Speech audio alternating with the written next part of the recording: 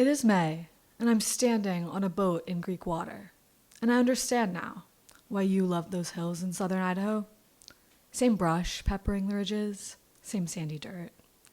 And I want nothing more than to tell you this, but I can feel both sides of my shirt flapping in the warm wind. And I know you are not here. Your mind left long before your body, and I remember bowing down to it like an altar, chin digging into your thigh. My knees pressed into the front rigs of the chair you shouldn't have even been in. Your legs worked fine, it's just that your brain forgot how to use them. I read tens of books on Alzheimer's as it got real bad. I wanted to know how to tell you I was there. I wanted to know what name to call you. Alexandra, Sandy, Grandma. I searched for a way to tell you I was waiting. I wanted to know everything. Because before your memory slipped away, I was too young. I was too young to remember to write everything down. Your stories, the way your hands looked when they pressed the piano keys, your advice, your favorite color. I stayed kneeling like that until your son asked me if I was ready to go. My answer didn't falter, "No, Dad." You stayed clueless and babbled in a language only you understood. A mix of English and Greek and straight gibberish. I pulled out the photo album and flipped through the pictures. You mumbling, my voice slow and hopeful for any fragment of you. One of your fingers followed mine as I walked you through your memories.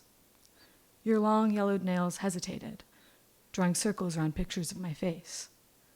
Your other hand made a fist around my braid and wouldn't let me go. You muttered some nonsensical version of a lullaby. They pried you off of me and scurried us to the car. And I couldn't help but wonder what moved you. I know you scratched the faces off of photos and swayed gently to Frank Sinatra's Fly Me to the Moon, and I guess you could classify that as some kind of movement. And now on this boat, staring at the shoreline, I'm asking myself the same question. What moved you? God, what a question. And I never asked you that question. Here, now, in Crete, celebrating you with nearly all the women in our family, I dare myself to ask again. What moved you? Jamie clicks her tongue deep in thought, but it's you I see in the living room, choosing your wine before the next hand of cards. Paige hums show tunes under her breath as we walk down the stairs, but it's you I hear on the porch watching the sunset. And I understand why the soul is obscured by the body. The sacred does not lend itself to sight.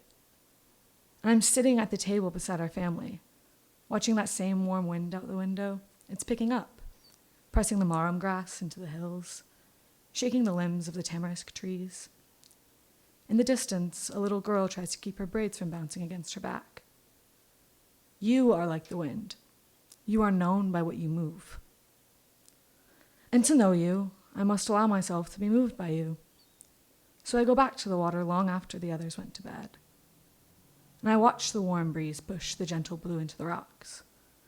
I clutch my fingers around the last book you gifted me, an edition of Heidi from when you were young. You and your sisters did a number on it, and your husband hand-glued the pages back together. On this trip, I learned you advocated to duct tape its missing parts, and I laughed, because I always carry a roll of duct tape. And I opened the book, and I traced your name like you traced my face in the photograph. You'd scribbled it in orange wax. Orange is my favorite color. You were 5. You dated it. I am 18. I stay out staring at the water, letting myself be moved by it. Letting myself be moved by you. My smile finds its way to my lips. I learned much about you over my days in Europe. I learned your favorite beer was Stella Artois. I learned you were a crossword wizard. I hear stories of your work as a travel agent. And I pull out my phone to open your obituary, to stare at the only picture I have of you at my age. And I notice a comment that wasn't there before. Thank you, Sandy, for my memories. And I echo, thank you, Sandy, for my memories.